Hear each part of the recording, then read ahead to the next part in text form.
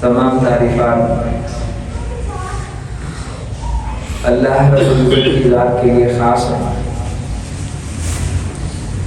نبی محترم جناب محمد رسول اللہ صلی اللہ علیہ وسلم کی ذات اقدس پر درود و سلام کے بعد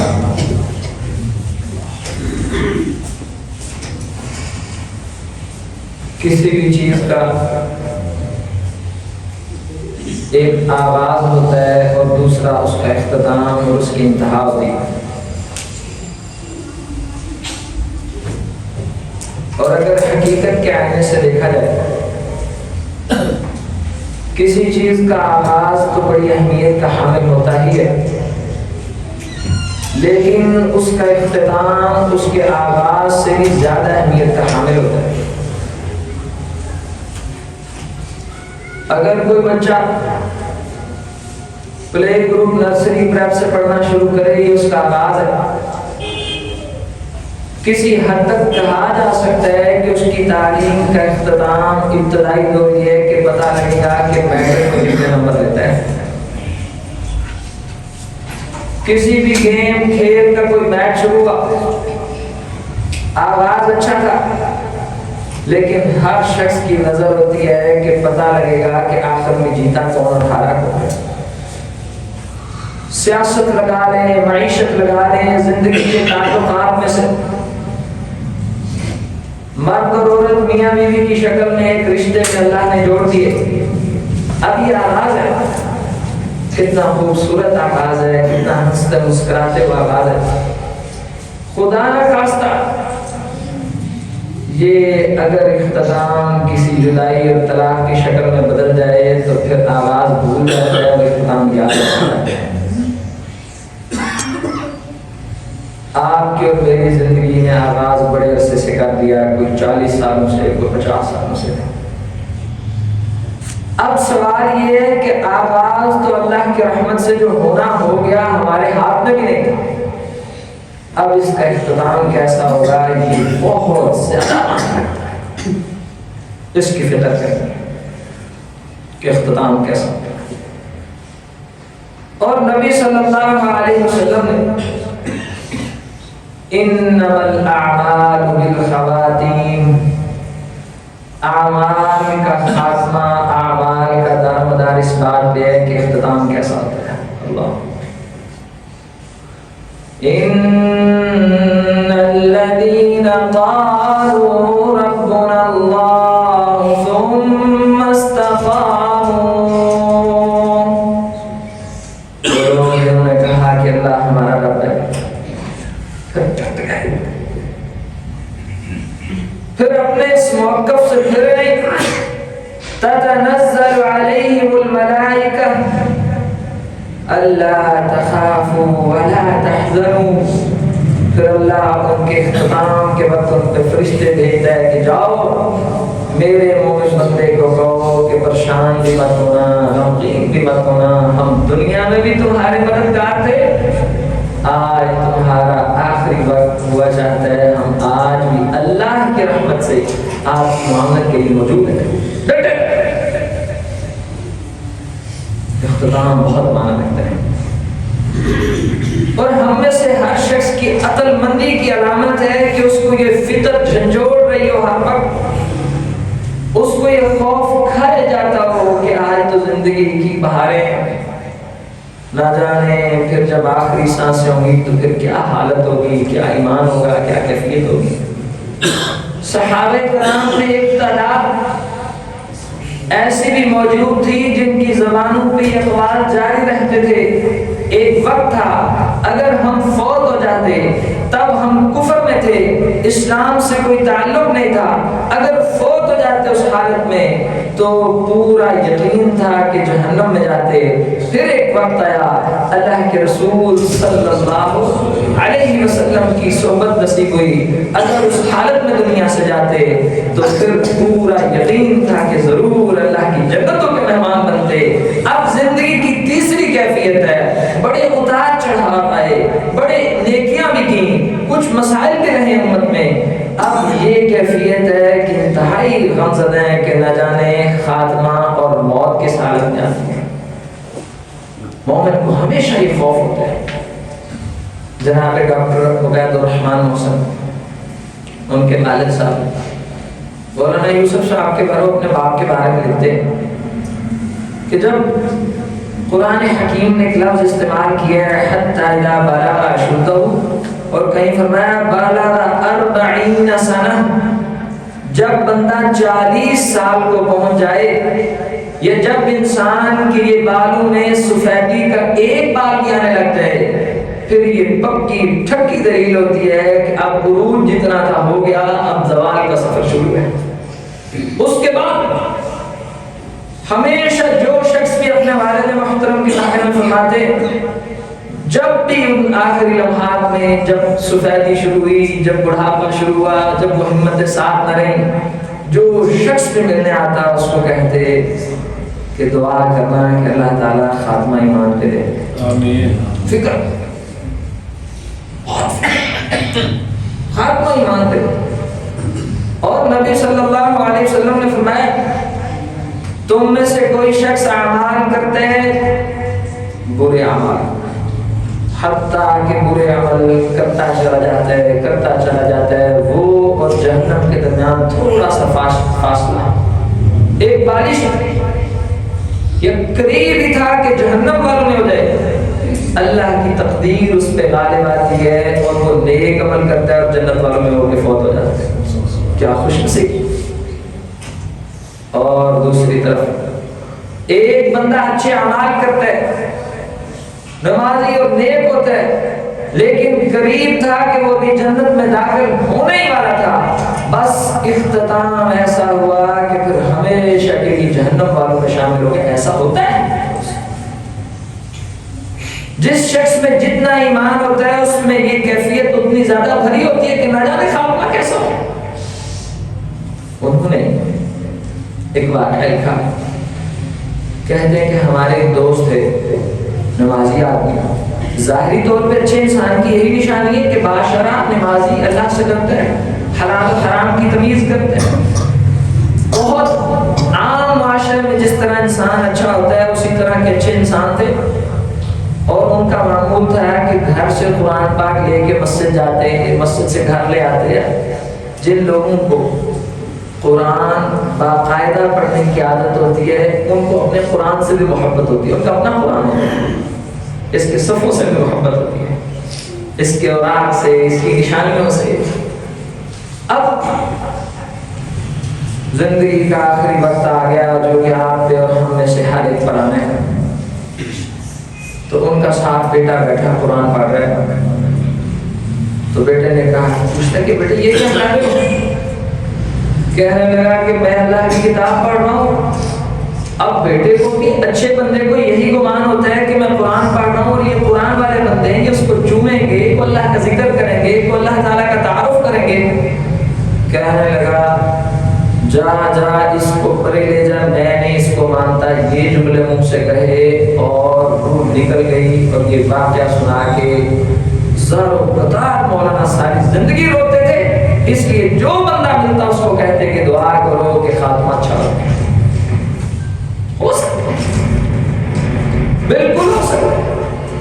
نبی صلی اللہ علیہ وسلم کا فرمانا بالکل حق اور سچ ہے کہ ایسا ہو سکتا ہے کہ انسان نیک ہو اور پھر اس کا انجام اچھا نہ ہو اور انسان برا ہو. ایک تعلیم فرماتے ہیں، میں نے اس لیے آپ کو، مجھے کسی نے یہ اختیار دیا ہی نہیں ہے ہم کسی شخص کی ظاہری زندگی دیکھ کے یہ فیصلہ کریں کہ اس کو ہدایت نہیں مل سکتی، یہ نیک نہیں ہو سکتا. اس جیسے فرائیڈے کو تو کو جنت کی راہ پہ لا ہی نہیں سکتا. غلط.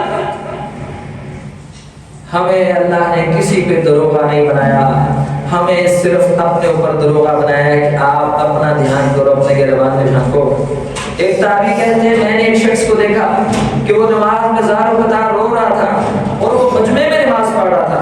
میں نے دل ہی دل میں سوچا کیسا بد نصیب آدمی ہے کہ سب کے سامنے ریاکاری کر رہا ہے. فرماتے ہیں 1 سال پھر اللہ تعالیٰ نے مجھ سے یہ نعمت چھین لی کہ میں کبھی رو نہیں سکتا تھا اللہ کے رضا کی خاطر. 1 دفعہ کی بات کو ہم کسی برے کو اس کی کیفیت پہ رہنے دیں، اسے دعوت دیں، اس کے لیے دعا کریں، اس کے بارے میں یہ نقشہ مت بنائیں کہ یہ مرے گا بھی برا، اب یہ اللہ جانتا ہے کہ وہ برا مرے گا، یا ہم اچھے بنیں گے یا ہم برے جائیں گے یا اس کو نیکی کی توفیق ملے گی۔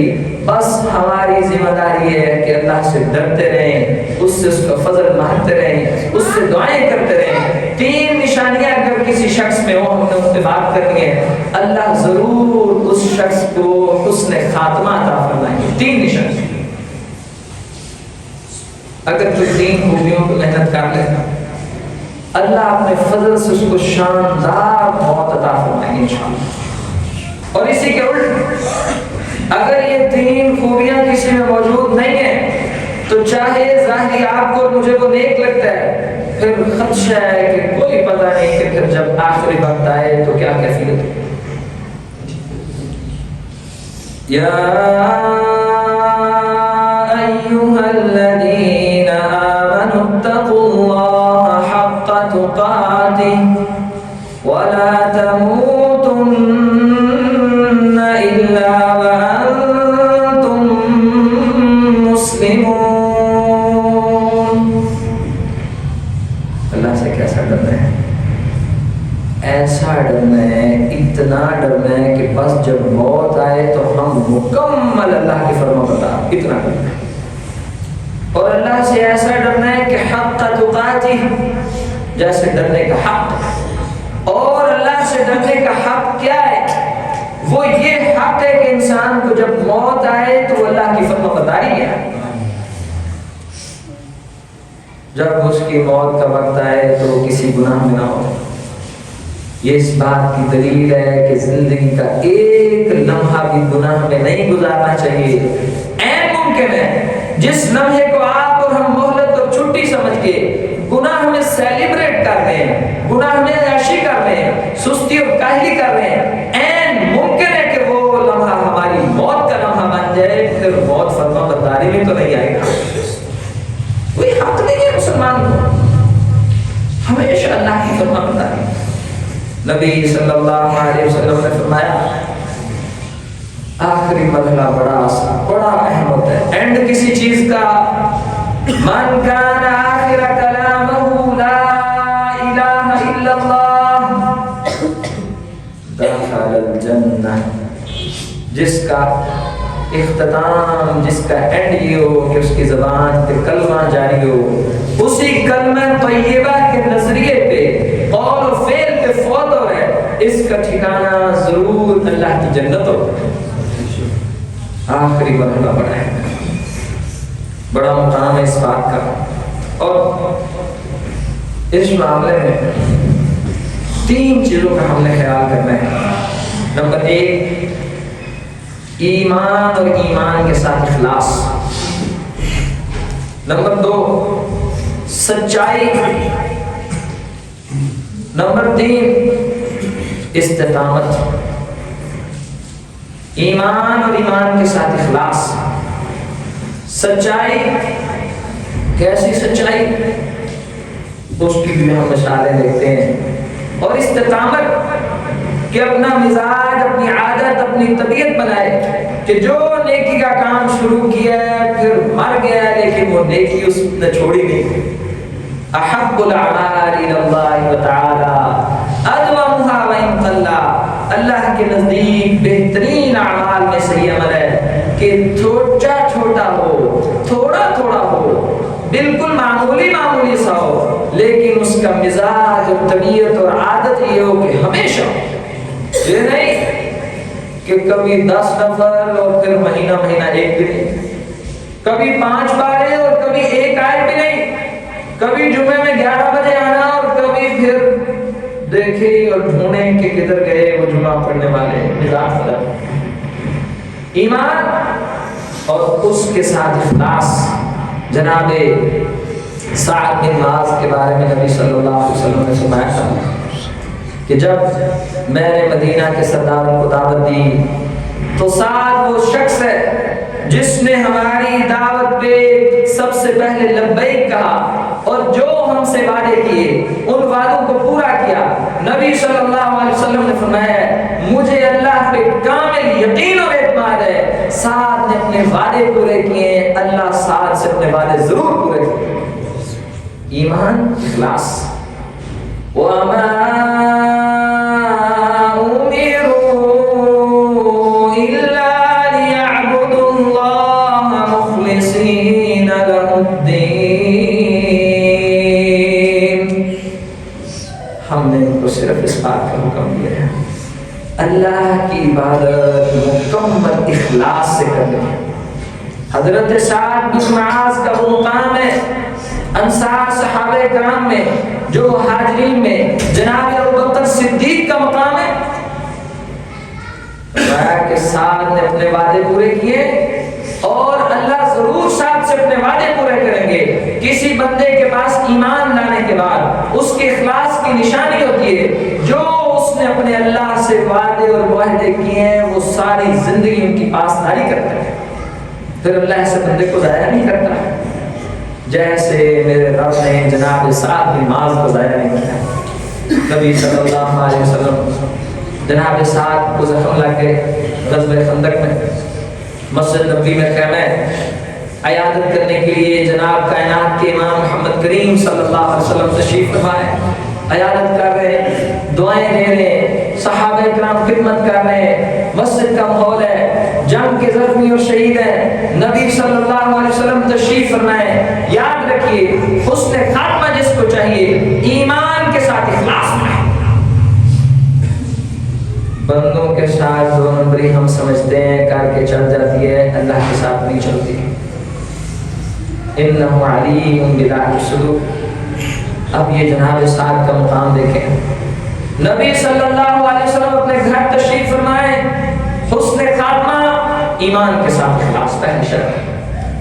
جناب جبرائیل امین آئے، فرمایا اللہ کے رسول صلی اللہ علیہ وسلم فتحت لہو ابواب السماء، آج آسمانوں پہ ایسا منظر ہے، آج آسمان کے دروازے کھول دیے گئے۔ پیغام لے کے والے جبرائیل امین علیہ السلام پوچھا ہے جبرائیل امین آج آسمان کے دروازے کس کے لیے کھلے؟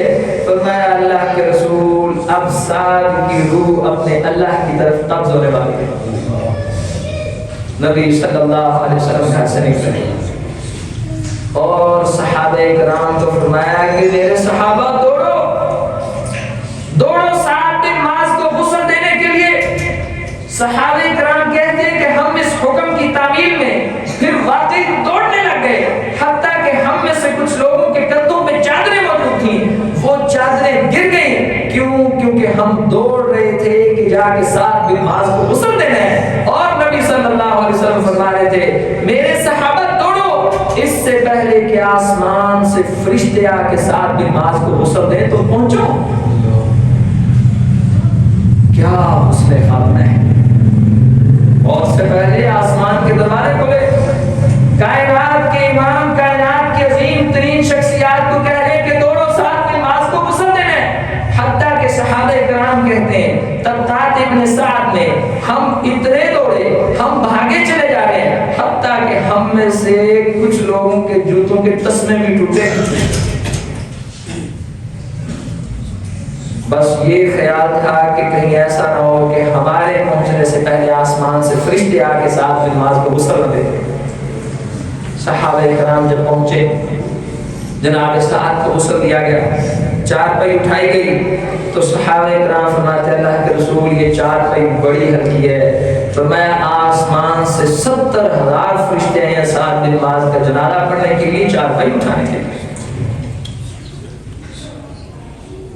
ایمان تسلیم کرتا ہے کہ ایسا ہو سکتا ہے۔ اب جناب سعد بن معاذ کا جنازہ پڑھا گیا، غسل دیا گیا، اور وہ موقع یاد رکھیں کہ جب اسلام کے پاس اجنبیت تھی، طاقت نہیں تھی، نبی صلی اللہ علیہ وسلم مکہ میں اپنا پیغام لے کے گئے، کون ہمارے ساتھ مدینہ میں کھڑا ہوگا؟ پھر جناب سعد سردار تھے، اپنی سرداریاں نہیں دیکھی، اپنی مجبوریاں نہیں دیکھی، اپنے خاندان کو نہیں دیکھا، بس جب وعدہ کیا کہ ہم آپ کے ساتھ ہیں پھر اخلاص سے ڈٹ گئے کہ آپ کے ساتھ ہیں تو آپ کے ساتھ ہیں، بس کوئی دبا نہیں.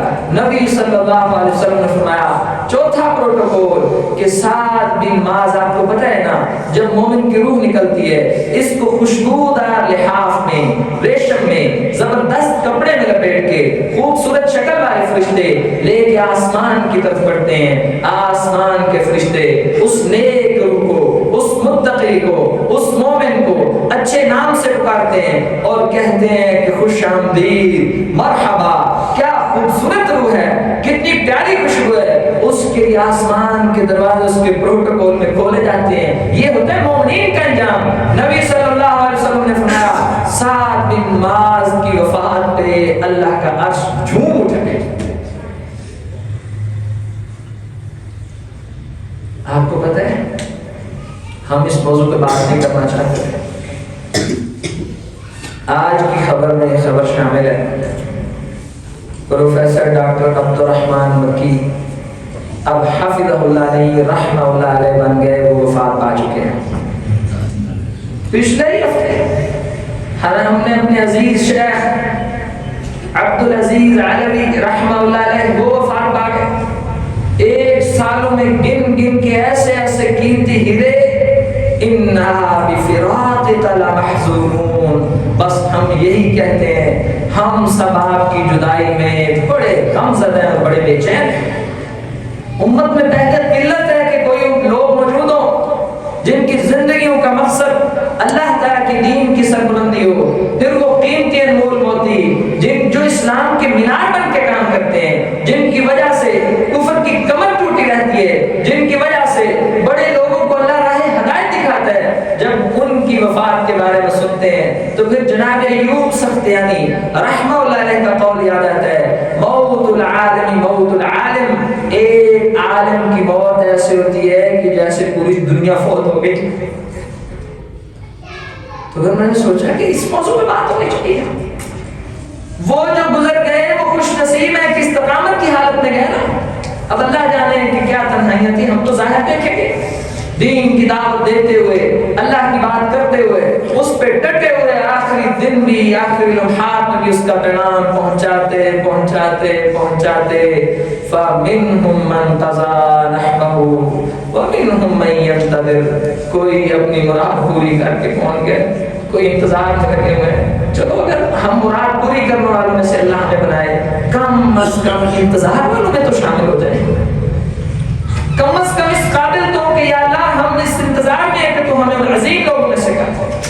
ایمان کے ساتھ اخلاص. دوسری شرط، جو شخص چاہتا ہے اللہ اس کو حسن خاتمہ نصیب فرمائے، اس کے لیے سچائی ضروری ہے.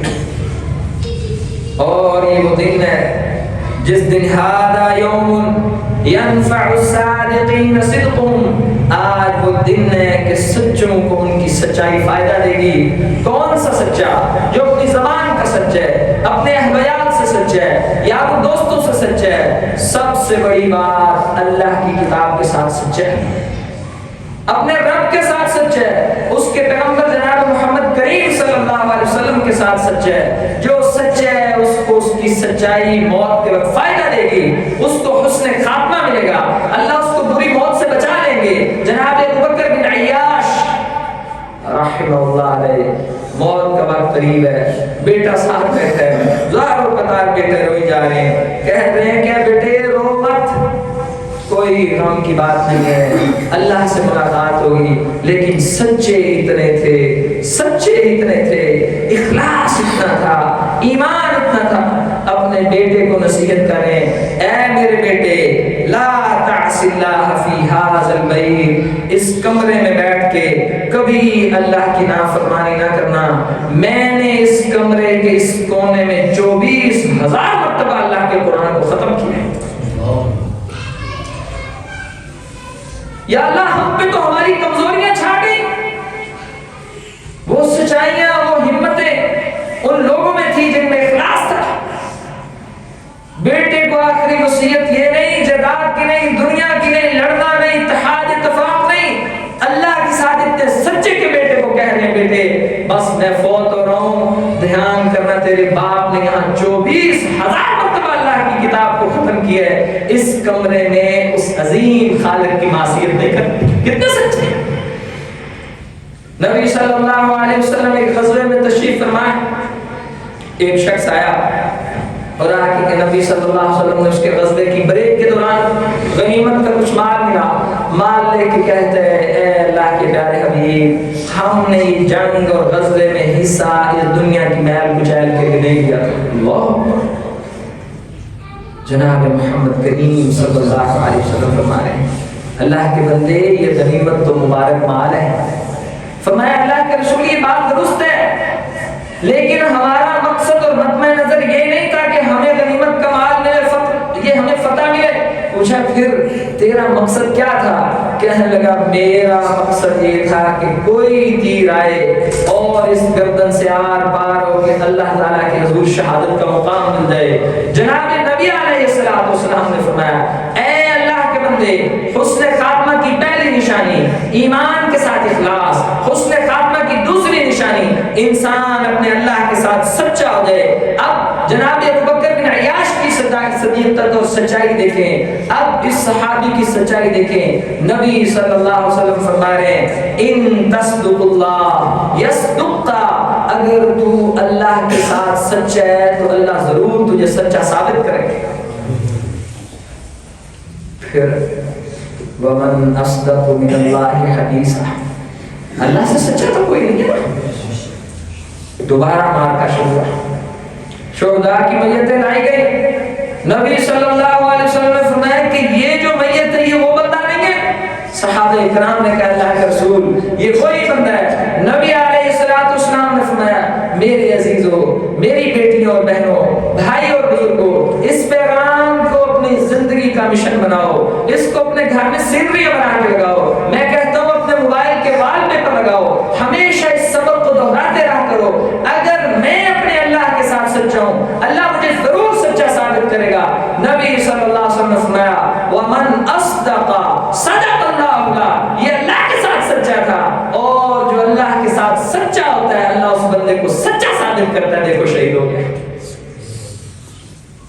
حسن خاتمہ چاہیے تو پھر ہمیں اللہ کے ساتھ سچے ہونا ہے, اور یہ ایسا پیمانہ ہے ہر شخص جانتا ہے کہ وہ اپنے اللہ کے ساتھ کتنا سچا ہے اور کہاں کہاں وہ اپنے اللہ حضرت کی فرما برداری کے معاملے میں دغا اور دھوکہ دہی سے کام لیتا ہے. اللہ کے ساتھ سچائیوں کی مثالیں بڑی پڑی ہیں. جناب عبداللہ بن عباس رضی اللہ عنہ منہ میٹھا ہو جاتا ہے جب ان کا نام آتا ہے. مفسر قرآن, امت کے فقیہ, اللہ نے 13 سال کی عمر میں ایسے علم و فضل سے نوازا کہ اس کی مثال صحابہ کرام میں اور کوئی نہیں.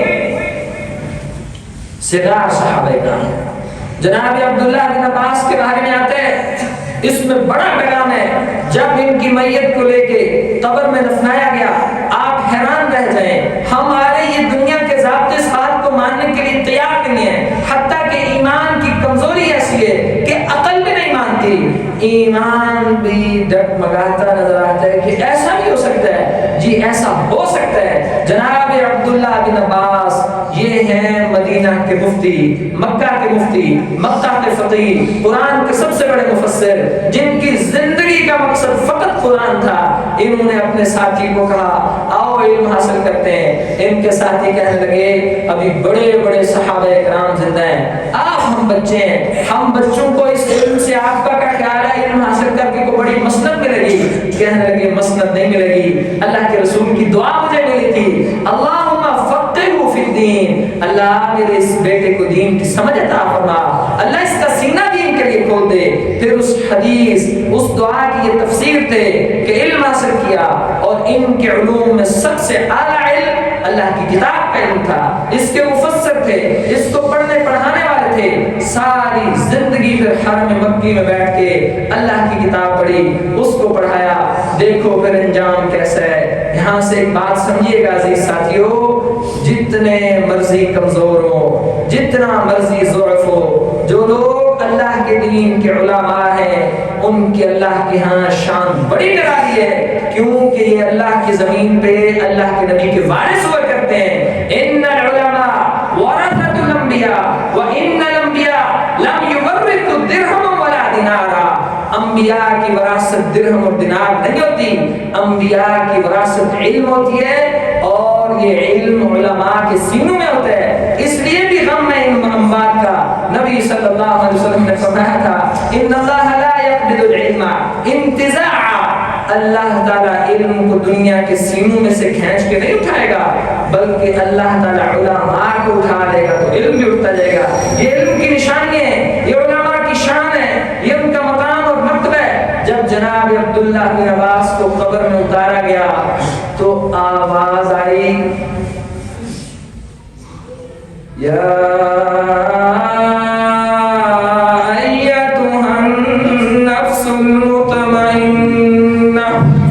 ارجعی الى ربک راضیة مرضیة فادخلی فی عبادی وادخلی جنتی۔ حضرت ابو ہریرہ کے شاگرد جناب سعید بن مسیب کہتے ہیں ہم دوڑے اس آواز کے پیچھے کی آواز کہاں سے آئی ہے؟ ہمیں کوئی بندہ نہیں ملا کہ یہ آواز کہاں سے آئی ہے، تو یقین آ گیا کہ یہ آواز غیب سے آئی ہے، جہاں سے اللہ نے چاہیے وہاں سے یہ مقام ہے۔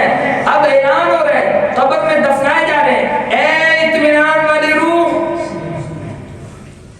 اللہ تجھ سے راضی ہے۔ اللہ زندگی میں بھی شاعر طبقات ابن سعد نے روایت ہے، بہت سارے ائمہ نے مجمع الزوائد میں یہ روایت ہے، اس پہ بحث کی ہے۔ آپ دیکھو کہ روایت بھی تو کتنی مضبوط ہے۔ یہ آواز آئی کہ اللہ تجھ سے راضی ہے اطمینان والی روح، اب تو اللہ کے نیک بندوں میں داخل ہو جا، اب تو اللہ کی جنت میں داخل ہو جا۔ یاد رکھیے علماء کی شان ہے، اللہ ہم سب کو ان میں سے کرے۔ ہم یہ خواہش رکھیں اللہ نے ان کو یہ مقام، سب سے پہلی بات ان کا یہی مقام کافی ہے کہ اللہ نے ان کو اپنے دین کے علم کے لیے چنا ہے، اس دین کے علم کی اشاعت کا ذریعہ ہے۔ کبھی بھی اپنی زبان کو ان لوگوں کی غیبتوں سے ہلاکت میں مت ڈالو۔ عام بندے کی غیبت چھوٹا جرم ہوتا ہے، علماء کی غیبت کے بارے میں آتی ہے کہ یہ زہر ہوتی ہے، اور یہ زہر انسان کی زندگی میں بھی اس کو کھا دیتا ہے، اس کی آخرت بھی تباہ کرتا ہے۔ ہزاروں خطائیں اپنی جگہ، ہزاروں غلطیاں اپنی جگہ، لیکن جس شخص کو اللہ نے یہ مقام دیا ہے کہ وہ اللہ کی کتاب پڑھتا ہے، پڑھاتا ہے، اس کا طالب علم ہے، یہ اس کا عالم دین ہے، یہ اس کا مقام ہے کہ زندگی میں اس کے بارے میں اعلان ہوتا ہے کہ یہ اطمینان والی روح ہے۔ اس کی ایک بہت بڑی بات یہ ہے جب ساری دنیا ہانپ ہانپ کے دوڑ دوڑ کے مقابلے کر کر کے اس دنیا کی مال اور دنیا کی زینت کے پیچھے لگے ہوتے ہیں، یہ فقراء اور مساکین تب صبر کی، تب قسم کرسی کی زندگی میں اپنے اللہ کے ساتھ جنت کی امید میں بیٹھے ہوتے ہیں۔ سودا بھی تو دیکھو نا کتنا مشکل ہے، پھر اللہ اپنے یہ فضل سے نوازتا ہے۔ پہلی بات ایمان، اس کے ساتھ اخلاص۔ دوسری بات جو بندہ اللہ کے ساتھ سچا ہو جائے اللہ ضرور اس کو حسن خاتمہ عطا فرماتا ہے۔ ھذا ما کان عندی واللہ اعلم بالصواب۔